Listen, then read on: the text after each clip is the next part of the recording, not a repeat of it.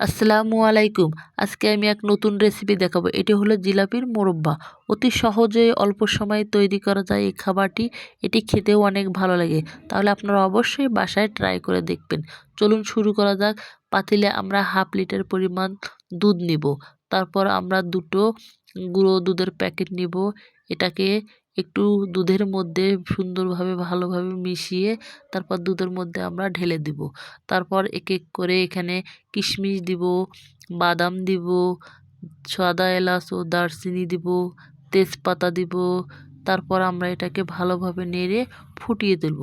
যখন ফুটন্ত হয়ে যাবে তারপর আমরা এর ভিতরে জিলাপি দেব। জিলাপিগুলোকে এভাবে ছোট ছোট করে টুকরো করে নিয়েছি। নেওয়ার পরে এটাকে দিব, দিয়ে এটাকে সুন্দরভাবে ফুটিয়ে সিদ্ধ করে নেব। যখন রসটা ভালোভাবে ঘন গাঢ় হয়ে যাবে তখন আমরা এটা পরিবেশনের জন্য রেডি করব। হয়ে গেল আমাদের রান্না। এবার আমরা পরিবেশন করব। এটি অনেক সুন্দর খেতে।